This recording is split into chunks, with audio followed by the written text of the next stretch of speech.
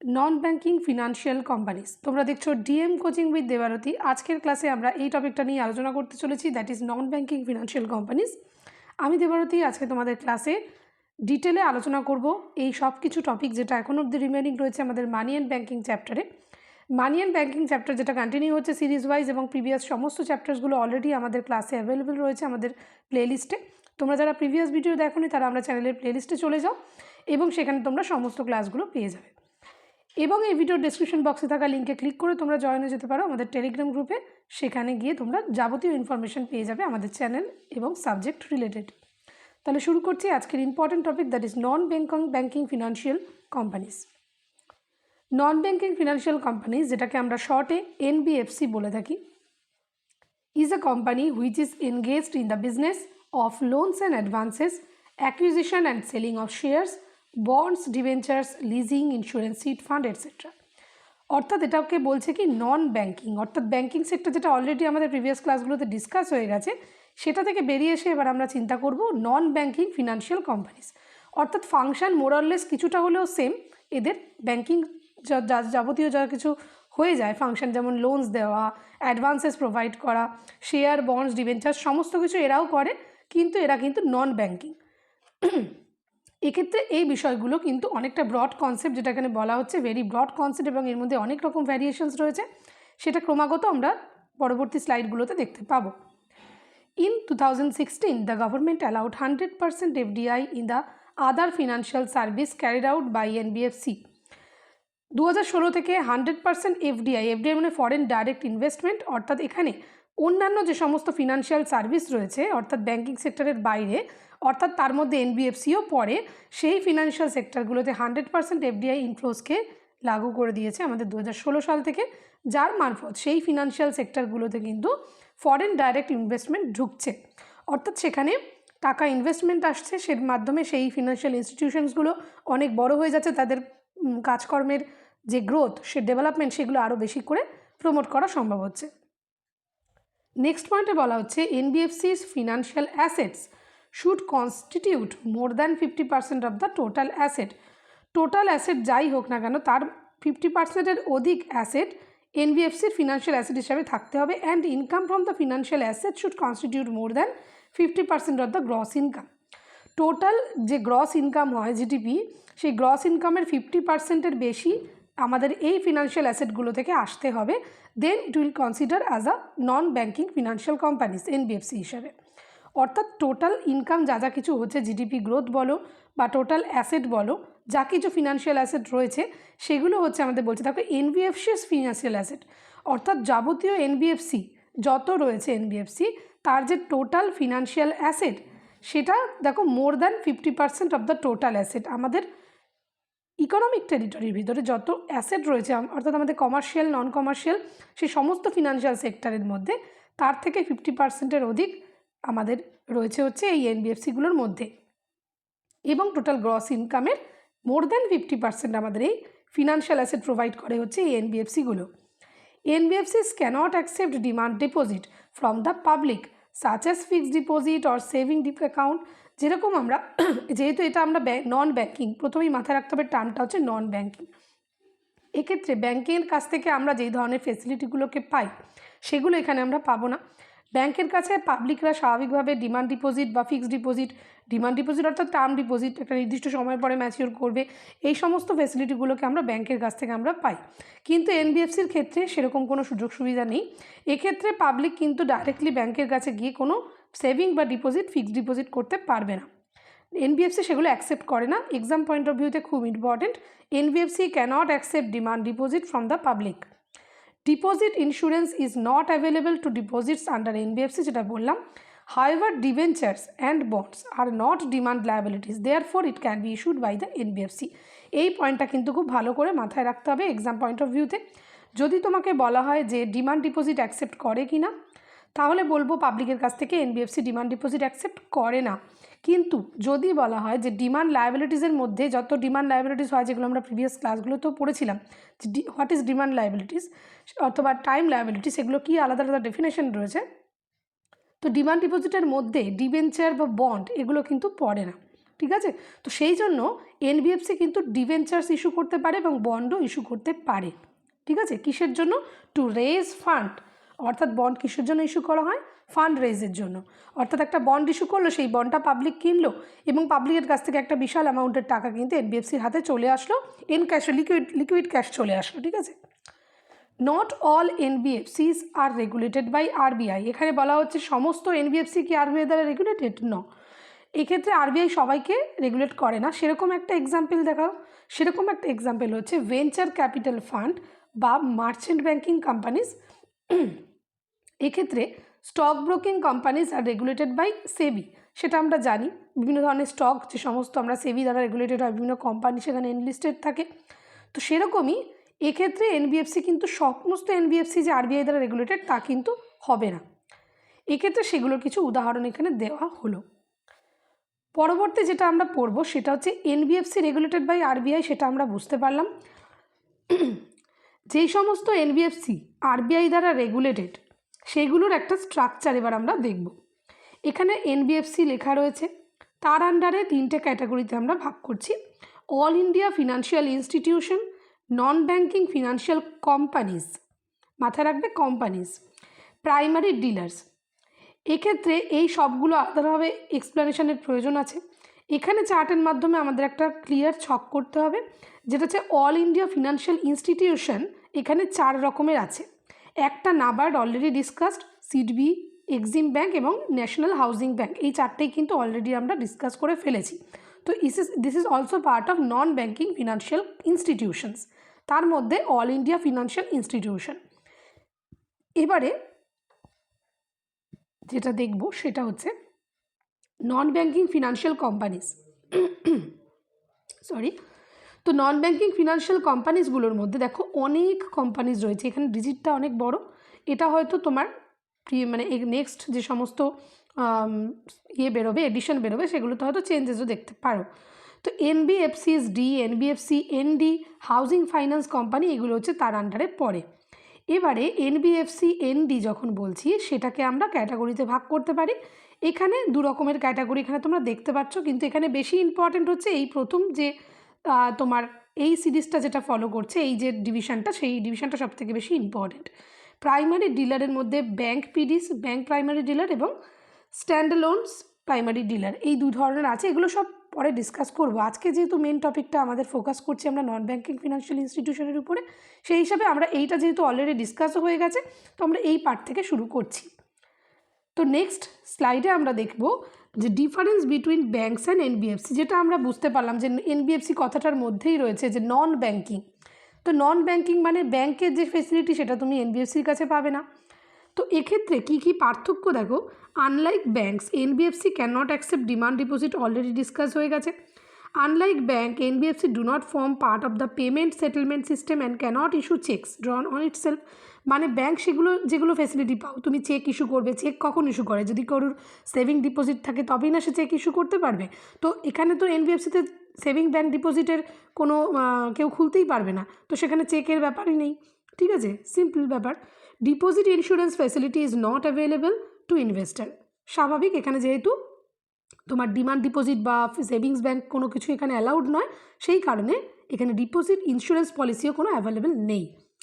তো এক্ষেত্রে NBFC are not required to maintain reserve ratio. দেখো, যেটা ব্যাংকের ক্ষেত্রে আমরা পড়েছিলাম না, বারবার করে আমি পড়িয়েছি যে এসএলআর, সিআরআর এগুলো কিন্তু রেগুলার ওয়াইজে ডে টু ডে বেসিসে প্রত্যেক কমার্শিয়াল ব্যাংকে আরবিআইয়ের কাছে দিতে হয় একটা নির্দিষ্ট পার্সেন্টেজে এনডিটিএলের উপরে। তো সিআরআর, এসএলআর হচ্ছে একটা নির্দিষ্ট রিজার্ভ রেশিও, যেটা অলওয়েজ একটা কমার্শিয়াল ব্যাংকে মেনটেন করতে হয়। কিন্তু এনবিএফসির উপরে এরকম কোনো রেগুলেশন নেই, সে এরকম কোনো রিজার্ভ রেশিও মেনটেন করে না। প্রত্যেকটা জায়গা থেকে আলাদা আলাদা করে এমসিকিউ উঠে আসতে পারে, ভালো করে জিনিসটা বুঝে পড়বে। এরপরে যেটা বলছি, এনবিএফসি অ্যান্ড লিকুইডিটি ক্রাইসিস। এনবিএফসির সঙ্গে লিকুইডিটি ক্রাইসিসের একটা সম্পর্ক রয়েছে, সেটা দেখা যাক কী বলা হচ্ছে। দেখো, এখানে গ্রিন কালারের যেগুলো হাইলাইট করছে মোস্ট ইম্পর্ট্যান্ট সেই টপিকগুলোই। প্রথমটা পড়ছি, RBI prudentials norms over the year have been to discuss. আমি একটু জুম করে নিলাম, প্রবাবলি সেটা বোধহয় সুবিধা হবে। তো RBI prudential norms over the years have been to discourage creation and growth of deposit taking by NBFC. NBFC D মানে যেখানে, ঠিক আছে এটা আমি পরে বোঝাচ্ছি, encouraging the entry of non deposit taking NBFC called NBFC ND. এখানে এবারে বলে দিই, এখানে যেটা চার্টেও আমরা দেখেছিলাম কিন্তু এনবিএফসির পাশে একটা ডি লেখা রয়েছে, আরেকটা জায়গায় লেখা রয়েছে এনডি, তাই তো? ডি মানে হচ্ছে যে কিন্তু ডিপোজিট অ্যাকসেপ্ট করে, আর এখানে এনডি মানে হচ্ছে এটা নন ডিপোজিট টেকিং, অর্থাৎ ডিপোজিট যে অ্যাকসেপ্ট করে না, এখানে দেখো লেখা রয়েছে। তো এই দু ধরনের আমরা ক্রিয়েশন দেখতে পাচ্ছি। This has been done to protect the depositor capital of in general public because deposits of NBFC-D are not covered by the DICGC. It may be result in the total loss of deposit. DICGC কি, এগুলো কিন্তু হচ্ছে ধরো ombudsman style, মানে হচ্ছে ombudsman system, যেটা হচ্ছে তোমার ধরো কোনো কমপ্লেন হলো আরবিআই রিলেটেড, তুমি কোথায় যাবে? তুমি এমন একটা ডিপার্টমেন্ট ক্রিয়েট করা রয়েছে ডিআইসিজিসি, যার কাছে গেলে সেই সমস্ত সমস্যা কিন্তু রিজলভ হয়ে যায়। তো এই রিজলভ করার জন্যই আমরা দেখতে পাচ্ছি যে তারা পুরোপুরিভাবে এই ডিআইসিজিসির যে তোমার কাছে যাওয়ার যে সুযোগটা, সেই সুযোগটা এনবিএফসি ডিপোজিট যারা করবে সেখানে পাবে না। অর্থাৎ এনবিএফসি দু রকমের হয়, একটা ডিপোজিট টেকিং আর একটা হচ্ছে নন ডিপোজিট টেকিং। এরা কিন্তু এই ডিআইসিজিসির কভারের আন্ডারে পড়বে না। অর্থাৎ এখানে যে ডিপোজিট করবে মানুষ, সেটা হচ্ছে তার নিজস্ব দায়িত্বে করবে, নিজস্ব রিস্ক নিয়ে করবে। অর্থাৎ এখানে টোটাল লসও হয়ে যেতে পারে ডিপোজিটের মধ্যে। এই জন্য কিন্তু আমরা যে সমস্ত ফিনান্সিয়াল ইনস্টিটিউশন পড়ছে সেগুলোকে চিট ফান্ডও রেখে থাকি। অর্থাৎ চিট ফান্ডের ক্ষেত্রে সেটা কিন্তু কোনো ধরনের গাইডলাইন্সের আওতার মধ্যে পড়ে না। সেখানে টাকাটা যেটা ডিপোজিট নিচ্ছে সেটা সম্পূর্ণভাবে টাকাটা জলে চলে যেতে পারে। তো এরপরে যেটা বলছে দেখো,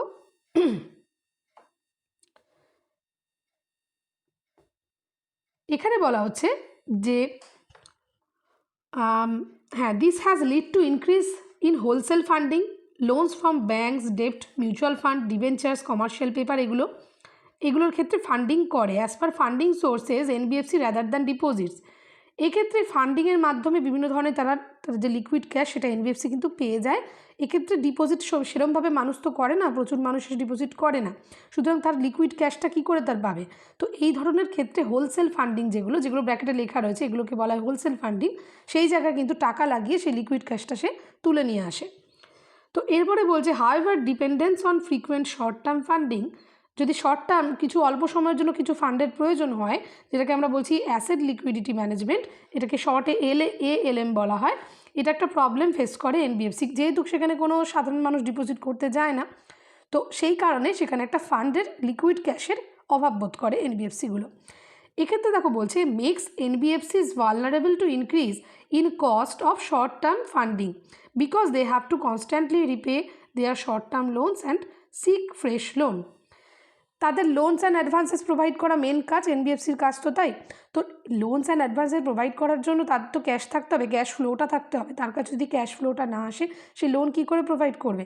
আর লোনগুলো প্রোভাইড করেছে সেগুলোকে রিকভারও করতে হবে, সেখান থেকে ইন্টারেস্ট কালেক্ট করতে হবে।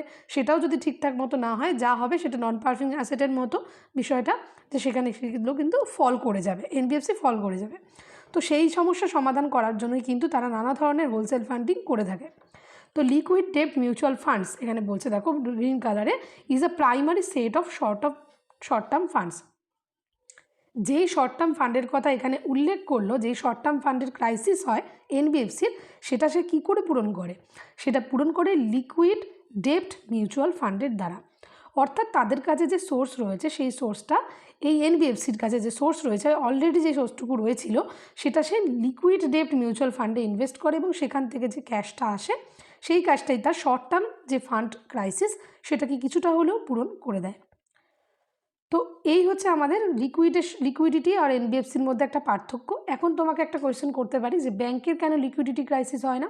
তার কারণ হচ্ছে কি, ওই একটাই কারণ পাবলিক সেখানে কিন্তু প্রচণ্ডভাবে ইনভলভ। পাবলিক অর্থাৎ সাধারণ মানুষ তাদের নিজস্ব টাকা সে ব্যাংকের কাছে গিয়ে রাখে এবং সেই মার্কেট ফ্লোটা পুরোপুরি রেগুলেটেড বাই আরবিআই, অর্থাৎ সেখানে কোনো ধরনের ফ্রড বা চিট হওয়ার কোনো জায়গা নেই। তো সেই কারণে কিন্তু এনবিএফসিকে বলা হচ্ছে নন ব্যাংকিং, এই জন্যই বলা হচ্ছে নন ব্যাংকিং ফিনান্সিয়াল ইনস্টিটিউশন বা কোম্পানিজ। তো এক্ষেত্রে তাদের কাজটা কিন্তু ব্যাংকের মতো সিকিউরিটি পরায়ণ হবে না, অর্থাৎ মানুষ সেখানে কম যাবে। এদের লিকুইড ক্রাইসিস কিন্তু এই জন্যই প্রয়োজন পড়ে।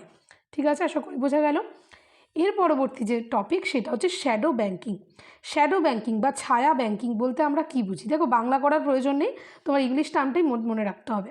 তো শ্যাডো ব্যাংকিং বলছে দেখো, it comprises of a set of market and institutions that operate partially or full outside the traditional commercial banking and are either lightly regulated or unregulated.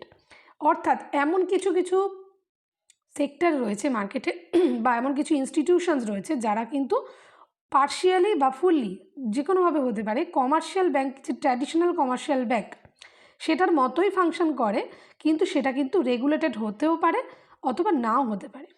এটাকে কিন্তু আমরা ব্যাংক বলবো না, এটাকে আমরা শ্যাডো ব্যাংকিং বলবো, কারণ simply it is not illegal. এটা ইললিগালও বলা যায় না, কারণ যেগুলোর ক্ষেত্রে কিছুটা হলেও পার্শিয়ালি রেগুলেটেড তাহলে সেটা রেগুলেশনের আওতার মধ্যে আছে। It is just not strictly monitored as commercial bank are mention by RBI. RBI commercial ব্যাংকে কমপ্লিটলি হোল্ড করে, সমস্ত রেগুলেশন দেখাশোনা করে, কিন্তু এই শ্যাডো ব্যাংকিংয়ের মধ্যে যে সমস্ত ছোটো ছোটো traditional commercial banking sector follow করে সেগুলো হচ্ছে লাইটলি মনিটর, অর্থাৎ সে সমস্তগুলো কিন্তু ব্যাংকের মতো স্ট্রিক্ট রুল তাকে মেনটেন করতে হয় না, কিন্তু অলসো রেগুলেট, এটাকে ইললিগালও বলা যায় না। এরকম এক্সাম্পল কি দেখতে হবে? হাউজিং ফাইন্যান্স কোম্পানিজ, এগুলোর নাম নিশ্চয়ই শুনেছ। রিটেল এনবিএফসি, এনবিএফসিটা যখন রিটেল কিছু রয়েছে রেগুলেটেড বাই, ওখানে আমরা পড়েছিলাম না all NBFCs are not regulated by RBI, তাহলে কিছু তো রেগুলেটেড, তো সেগুলোর মধ্যে পড়ছে। লিকুইড ডেপ্ট মিউচুয়াল ফান্ড, ঠিক আছে, এইগুলোকে আমরা বলছি যে শ্যাডো ব্যাংকিংয়ের কাজ এরা করে থাকে, অর্থাৎ ব্যাংকিং যেগুলো কাজকর্ম সেগুলোর মতোই হয়, কিন্তু কোথাও গিয়ে একটা ডিফারেন্স আছে, রেগুলেশন মনিটর হয় না আরবিআইয়ের দ্বারা সম্পূর্ণভাবে, পার্শিয়ালি হয়। এক্ষেত্রে the shadow banking system is highly leveraged with risk and liquid asset. এনবিএফসির যেমন যদি কেউ ডিপোজিট করে বা চিট ফান্ডে ডিপোজিট করে সেটা যেমন লিকুইড, ক্যাশটা খুব রিস্কি হয়ে যায়, এক্ষেত্রেও কিন্তু রিস্ক হয়ে যায়। While it's liability disposed to bank run, bank যদি নষ্ট হয়ে যায়, ব্যাংক যদি তার লিকুইডিটি বজায় রাখতে না পারে তাহলে সেই ব্যাংকটা ডুবে যাবে। ঠিক সেরকমভাবে এখানে যেহেতু সেরকমভাবে মনিটর করা হয় না আরবিআইয়ের দ্বারা, এখানে টাকা রাখলে সেটা কিন্তু নষ্ট হয়ে যেতে পারে। এখানে বলা হচ্ছে দেখো ব্যাংক রান মানে কি, এক্স্যাক্টলি ব্যাংক রান টার্মটাও আসতে পারে। Bank run occurs when many clients withdraw their money from a bank because they believe the bank may become insolvent. ধরো এমন একটা সিচুয়েশন আসলো যে মানুষ ভাবতে শুরু করলো ইন ফিউচার এই ব্যাংকটা কিন্তু ক্র্যাশ করে যাবে, তো এরকম ক্র্যাশ করে যাওয়ার ফলে মানে ক্র্যাশ করে যাওয়ার ভয়ে আতঙ্কে মানুষ সাডেনলি সমস্ত টাকা উইথড্র করে নেয়। একটা ব্যাংকের লিকুইডিটির সোর্স হচ্ছে মানুষের টাকা, সেই মানুষের টাকার যদি ব্যাংকে থেকে তুলে নেওয়া হয়, মানুষ যদি তুলে নেয়, সাডেনলি ব্যাংক কিন্তু যেরকমই যদি সারভাইভ করার একটা চান্স ফ্যাক্টরও থাকতো সেটাও নষ্ট হয়ে যায়, অর্থাৎ সেই ব্যাংকটা ডেফিনেটলি এবারে ক্র্যাশ করবেই। তো এটাকে আমরা বলছি ব্যাংক রান। ক্লিয়ার? পরবর্তী টপিকে আমরা দেখব প্রাইমারি ডিলার। প্রাইমারি ডিলার যেটা আমরা চার্টে পড়েছিলাম, তাই তো প্রাইমারি ডিলার নিয়ে আজকে শুরু করছি। এখানে ভালো করে বুঝতে হবে the concept of primary dealer. Primary dealer শর্টে আমরা বলি পিডি। এটা ইন্ট্রোডিউস করা হয়েছে 1995 সাল থেকে, খুব ইম্পর্টেন্ট সালটা, এবং এটা আরবিআই ইন্ট্রোডিউস করেছে। Primary deal with the market, primary ডিলাররা কী ডিল করে? Market of government secs of both the central and state government. আমরা যখন আরবিআইয়ের বিভিন্ন টুলস পড়েছিলাম যেমন ওপেন মার্কেট অপারেশন, সেক্ষেত্রে আমরা কী দেখেছিলাম? গভর্নমেন্ট কিছু বন্ড ইস্যু করে, কিছু পেপার ইস্যু করে, সেটা আরবিআই সেটাকে সেল করে, মার্কেটে নিয়ে আসে, মোট কথা সেই সেল অ্যান্ড পারচেস হয় গভর্নমেন্ট সিকিউরিটিসগুলোকে। এক্ষেত্রেও সেই সেল অ্যান্ড মার্কেট অর্থাৎ সেন্ট্রাল গভর্নমেন্টও সেটা ইস্যু করতে পারে, সেই গভর্নমেন্ট সিকিউরিটি, বা স্টেট গভর্নমেন্টও করতে পারে। সেই ইস্যু করা সেন্ট্রাল বা স্টেট গভর্নমেন্ট থেকে ইস্যু করা গভর্নমেন্ট সেক্টরটা মার্কেটে নিয়ে এসে সেটাকে কেনাবেচা করার দায়িত্ব নেয় primary dealers. They play active role in both primary market এবং secondary market of government sector. Government সিকিউরিটির যে প্রাইমারি মার্কেট এবং সেকেন্ডারি মার্কেট দু ধরনের হয়, সেই দুটোতেই অ্যাক্টিভ রোল প্লে করে। এর মেজর ফাংশনটা এখানে এক জায়গায় করে বলা হয়েছে, providing under writing service in government sector, broking service in government sector, as a broker কাজ করে, অফার ফার্ম বুল সেল অর্থাৎ বাই সেল করতে হবে, বিড আস্ক কোয়েশ্চেন্স, এগুলো যে ট্রেজারি বিলের ক্ষেত্রে হয়, যে বিভিন্ন ধরনের অকশনের মতো বিষয়টা, তো সেই সমস্ত কিছু কিন্তু প্রাইমারি ডিলার ইউজ করে, মানে প্রাইমারি ডিলার সেটাকে তোমার মনিটর করে বা সেটাকে ফাংশন করায়। তো এই ক্ষেত্রে আমরা এক্সাম পয়েন্ট অফ ভিউতে শুধুমাত্র গ্রিন কালারের যে ফাংশানগুলো সেগুলো শুধু মুখস্থ করে নেব, যেটা আশা করি বোঝাতে পারলাম যে গভর্নমেন্ট সিকিউরিটি যা কিছু সেগুলো বাই সেল, সেগুলোকে বিড আস্ক কোয়েশ্চেন করা, ট্রেজারি বিলগুলোকে, সেগুলোকে ব্রোকিং সার্ভিস প্রোভাইড করা, অর্থাৎ একজন ব্রোকার মানে মিডলম্যান, তাই তো, অর্থাৎ যে কিনবে এবং গভর্নমেন্ট একদিকে গভর্নমেন্ট আর একদিকে হচ্ছে যে বায়ার বা সেলার, যেই হোক না কেন, তার মাঝখানে যে কাজটা করিয়ে দিচ্ছে সেই হচ্ছে আমাদের প্রাইমারি ডিলার। ঠিক আছে? তো এরপরে দেখো eligibility to apply for primary dealer. K primary dealer হতে পারবে সেই একটা এলিজিবিলিটি ডেফিনেটলি আরবিআই ডিসাইড করে দিয়েছে। It has to subsidiary of SCBs, অর্থাৎ যে কোনো যত শিডিউল কমার্শিয়াল ব্যাঙ্ক, এসসিবি মানে শিডিউল কমার্শিয়াল ব্যাঙ্ক, তার যে কোনো সাবসিডারি হোক না কেন তারাই এই প্রাইমারি ডিলার হিসাবে কাজ করতে পারবে। অল ইন্ডিয়া ফিনান্সিয়াল ইনস্টিটিউশন তারাও প্রাইমারি ডিলার হিসাবে কাজ করতে পারে। ইট হ্যাজ টু বি, এটা কিন্তু কোনো ইন্ডিভিজুয়াল ব্যক্তি নয়, এটা কিন্তু একটা ইনস্টিটিউশন, সেটা হতে পারে সাবসিডারি অফ এসসিবিস অথবা আলাদা আদার কোনো ফিনান্সিয়াল ইনস্টিটিউশন। ঠিক আছে? It has to be subsidiary or joint venture set up in India by incorporated abroad. বিদেশে বা দেশে যেখানেই হোক কোনো সাবসিডারি ভেঞ্চার যদি থেকে থাকে, জয়েন্ট ভেঞ্চার থেকে থাকে ইন্ডিয়া বা ইন্ডিয়ার বাইরে অ্যাব্রডে, সেরকম ক্ষেত্রেও তারা qualified for as a PD. ঠিক আছে? এই company Incorporated under companies act 1956, যে পিডি হবে তাকে 1956 কোম্পানি অ্যাক্টের আন্ডারে আমাদের স্যাংশন হয়ে থাকতে হবে। Does not fall under A or B, এটা একটা তোমার ভিতরে কোম্পানিজ অ্যাক্টের মধ্যে ক্লজ রয়েছে কিছু, সেটা এখানে মেনশন করেছে, পারলে মনে রাখবে। The application of PD should be registered as NBFC for at least 1 year prior to the submission of the application to RBI. অর্থাৎ ওখানে বলা হলো না আগের স্লাইডটায় যে ওটা কিন্তু একটা যে কোনো ফিনান্সিয়াল ইনস্টিটিউশনও হতে পারে, দাঁড়াও, যে কোনো ফিনান্সিয়াল ইনস্টিটিউশনও হতে পারে। দেখো এখানে বলা হচ্ছে কিন্তু যে কোনো ফিনান্সিয়াল ইনস্টিটিউশন হতে পারে, যেই কারণে কিন্তু এখানেও বলা হচ্ছে যে ফিনান্সিয়াল ইনস্টিটিউশন মানে সেটা এনবিএফসির আন্ডারে অন্তত 1 বছর এনলিস্টেড থাকতে হবে, দেন তুমি আরবিআইয়ের কাছে অ্যাপ্লাই করতে পারবে অ্যাজ আ পিডি। অর্থাৎ আরবিআইয়ের কাছে অ্যাপ্লাই করার আগে 1 বছরের এনবিএফসি পজিশন হয়ে থাকতে হবে, এটা এখানে বলতে চাইছে। The decision to authorise a PD is taken by RBI. RBI decide করে যে পিডি হিসাবে তাকে অথরাইজ করা হবে কি হবে না। After being authorised as PD they enjoy following major benefits. PD হওয়ার পরে সে কী ধরনের সুযোগ সুবিধা পায়? Asset to current account facility of RBI, access current account ফেসিলিটিতে আরবিআইয়ের যে কারেন্ট অ্যাকাউন্ট ফেসিলিটি রয়েছে সেগুলো সুযোগ সুবিধা পায়। ই কুবের ফেসিলিটি পায়। ল্যাফ টু, এটা হচ্ছে লিকুইড অ্যাডজাস্টমেন্ট ফেসিলিটি বলা হয়, ল্যাফের full form liquidity adjustment facility, এগুলোকে আরবিআই ফেসিলিটি করে দেয় অনেক রকমের। ওপেন মার্কেট অপারেশনকে অ্যাক্সেস করতে পারে, যেটা আমরা বললাম না যে ট্রেজারি বিল বা সেন্ট্রাল গভর্নমেন্ট যেটা মেন কাজ পিডির, সেই কাজগুলো করতে গেলে কি করতে হবে? ওপেন মার্কেট অপারেশনে পার্টিসিপেট করতে পারবে। তো এক্ষেত্রে সেটা পারমিশন পেয়ে যায়। Permission to borrow and lend in the money মার্কেটে টাকা লেনদেন করার সুযোগও কিন্তু প্রাইমারি ডিলারকে দিয়ে দেয় আরবিআই।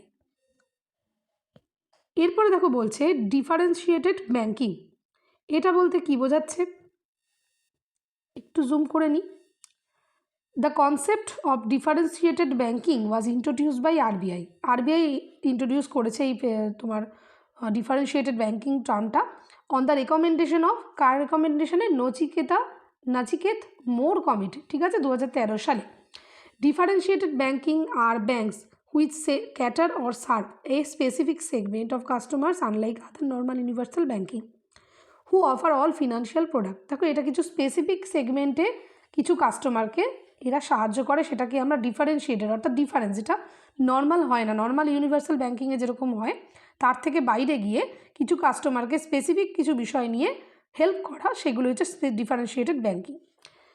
তো এরপরে এই টপিকটায় চলে আসতে পারি আমরা যে specialised service unique products design to very much suit that particular sector. এক্ষেত্রে বেশ কিছু ডিফারেন্সিয়েট ব্যাঙ্কিংয়ের যে কনসেপ্ট, এটা ইন্ট্রোডিউস হয়েছে ইন অর্ডার টু অফার, কী অফার করার জন্য? যে স্পেশালাইজ সার্ভিস এবং ইউনিক প্রোডাক্টকে সার্ভ করার জন্য। ঠিক আছে? The banking offer limited range of service products as compare to the universal banking. এক্ষেত্রে দু ধরনের আমরা, যেটা খুব ইম্পর্টেন্ট বিষয় না হলেও আমরা যেটা দেখব সেটা হচ্ছে আমাদের এই যে অফার রেঞ্জের কথা বলা হচ্ছে, সেই অফার রেঞ্জটা হচ্ছে আমাদের দুটো ভাগে ভাগ করছে, এই কী ধরনের কাজ এদের করতে হয়। তো এক্ষেত্রে আমরা দেখব যে সার্ভিস অ্যান্ড প্রোডাক্টসের ভিত্তিতে এটাকে দুটো টাইপে ভাগ করছে, স্মল ফাইন্যান্স ব্যাঙ্কস এবং পেমেন্ট ব্যাঙ্কস, দুটোরই নাম আমরা শুনেছি। তো সবার প্রথমে আমরা ডিসকাস করা শুরু করব স্মল ফাইন্যান্স ব্যাঙ্ক। এই স্মল ফাইন্যান্স ব্যাঙ্ক, যেটা আমি বলতে চাইছি ডিফারেন্সিয়েট ব্যাঙ্কিংয়ের যে মেন কাজ বা মেন যেটা ডেফিনেশন হচ্ছে সেটা হচ্ছে এদের কাজ কিন্তু অ্যাজ আ ব্যাঙ্কিং কাজ, ব্যাংকের যেরকম কাজ হয় সেরকমই, কিন্তু এখানে সব ফেসিলিটি ব্যাংকের পাওয়া যায় না। কিছু কিছু কাস্টমারের কথা কিন্তু বারবার মেনশন করছে, মাথায় রাখতে হবে। যখন ডিফারেন্সিয়েটেড ব্যাঙ্কিংয়ের কথা পড়বো তখন কাস্টমার টার্মটা মাথায় রাখতে হবে। অর্থাৎ কিছু স্পেসিফিক কাস্টমার। পেমেন্ট ব্যাংকের অ্যাডভার্টাইজমেন্ট হয়, তোমরা দেখেছো পেটিএম পেমেন্ট ব্যাঙ্ক, এছাড়াও আরও ধরনের পেমেন্ট ব্যাঙ্ক রয়েছে। তার মানে কি, তুমি যদি সেই পেমেন্ট ব্যাংকের মেম্বার হও তাহলে তুমি কাস্টমার হলে তোমাকে স্পেশাল সার্ভিস প্রোভাইড করা হবে, কিছু unique products unique service provide করা হচ্ছে, ঠিক আছে। তো এই জন্য এটা ব্যাংকিং কাজই, কিন্তু সেটা কিন্তু একটা স্পেসিফিক টার্মের জন্য এটা ক্রিয়েট করা হয়েছে। দ্যাটস ওয়াই এটা ডিফারেন্সিয়েট ব্যাংকিং, ঠিক আছে। এবারে সবার প্রথমে আমরা দেখব স্মল ফাইন্যান্স ব্যাংক। এটাকে আমরা শর্টে বলবো যে এসএফবিস। এসএফবিস আর এসসিবিস কী বলছে, শিডিউল কমার্শিয়াল ব্যাংকসই হচ্ছে, এটা শিডিউল কমার্শিয়াল ব্যাংকের মধ্যেই পড়ে, ঠিক আছে। That lend to small business units, যেটা বললাম একটা ছোট্ট বিজনেস অর্থাৎ ছোট্ট সেক্টর নিয়ে কাজ করার জন্য এটাকে ক্রিয়েট করানো হয়েছে। Small business units, small and marginal ফার্মারদের জন্য এটা কাজ করবে। Micro small industries, unorganised sector entities, এই সকলের জন্য স্মল ফাইন্যান্স ব্যাংক কিন্তু রয়েছে। এখন একটা প্রশ্ন মনের মধ্যে আসতে পারে যে এই রুরাল সেক্টর কাজ করার জন্য তো অনেক কিছুই আছে, নাবার্ড আছে, আরআরবিএস রয়েছে, ডেফিনেটলি আছে, নো ডাউট, কিন্তু এক্ষেত্রে সবসময় আমাদের একটা ফোকাস থাকে যে রুরাল ইকোনমিকে কীভাবে স্ট্রং করা যাবে, সেটার জন্য কোনো একটা অপশন রাখা তো সঠিক নয়। অনেক ধরনের ফেসিলিটি প্রোভাইড করলে ডেফিনেটলি সেখানে কোনো না কোনোভাবে কোনো না কোনো কাস্টমারের হয়তো স্মল ফাইন্যান্স ব্যাংকের থ্রু গেলে হচ্ছে হেল্প হচ্ছে, সেখান থেকে লাভ হচ্ছে। সেরকম ক্ষেত্রে আমরা বুঝতে পারছি ফেসিলিটিকে কথা মাথায় রেখে আমাদের মনে রাখতে হবে যে এগুলোকে ক্রিয়েট করা হয়েছে। তো ছোট ছোট সেক্টরগুলোকে এনহ্যান্স করার জন্য আমরা স্মল ফাইন্যান্স ব্যাংকে পাচ্ছি। নেক্সট আমরা দেখব they are private financial institution. Private financial institution established as a public limited company under Companies Act 2019, এটা রিসেন্ট হয়েছে, মানে অ্যামেন্ড হয়েছে। তো এখানে বলছে যে they are licensed under banking regulation act 1949 দ্বারাও তারা লাগু হয়ে যায়, তাদের এনলিস্টেড রয়েছে, এবং government of by RBI act 1934 দ্বারাও এটা তোমার এনলিস্টেড রয়েছে, যেই কারণে এটাকে এসসিবিসও আন্ডারে ফেলা হচ্ছে, বুঝতে গেল তো। তো they can prompted either by individuals, corporate, trust or society. এখানের যে মালিক বা হেড সে কোনো ইন্ডিভিজুয়াল ব্যক্তি হতে পারে, কোনো কর্পোরেট, ট্রাস্ট বা সোসাইটিস হতে পারে।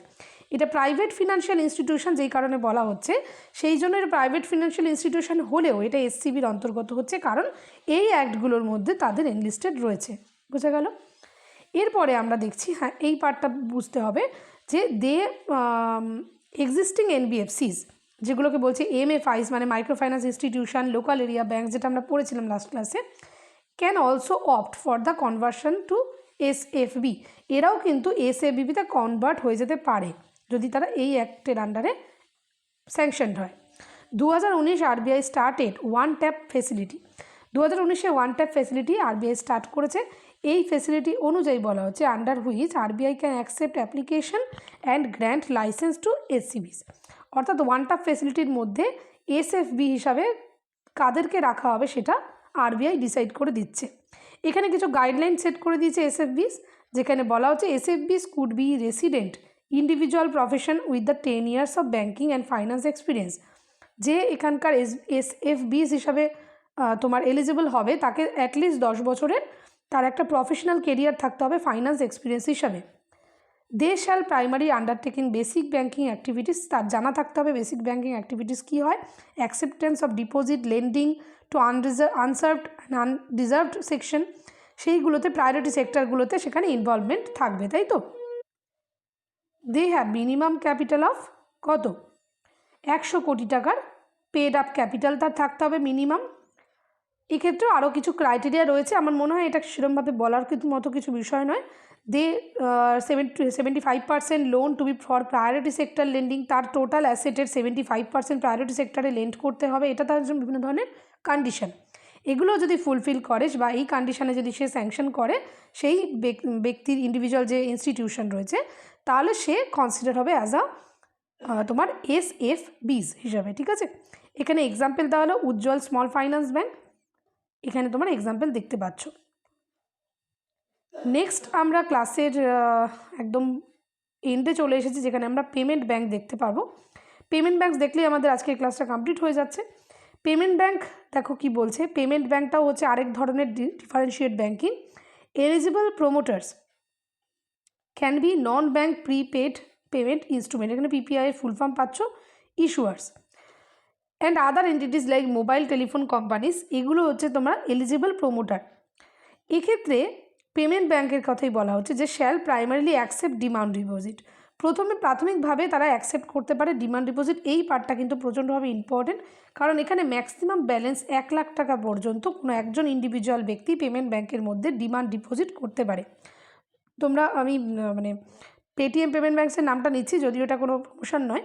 তো পেটিএম পেমেন্ট ব্যাংকসের মধ্যেও কিন্তু এরকম 1 লাখ ডিপোজিট ডেফিনেটলি তোমরা অ্যাডভার্টাইজও দেখে থাকবে। তো এক্ষেত্রে রিলেট করলে মনে রাখতে বা বুঝতে সুবিধা হয়, তাই বলা হলো। তো demand deposit up to maximum balance 1 lakh পর্যন্ত কোনো একজন ব্যক্তি পেমেন্ট ব্যাংকের মধ্যে রাখতে পারবে, ঠিক আছে? এটা কিন্তু কোয়েশ্চেন আসে, ম্যাক্সিমাম লিমিটটা কত। Can issue ATM debit cards, অর্থাৎ এটিএম ডেবিট কার্ডস তোমরা ইস্যু করতে পারবে, অর্থাৎ 1 লাখ টাকা রাখা হলো এবং সেটাকে ইউজও করতে পারবে। রেমিটেন্স সার্ভিসও পাবে।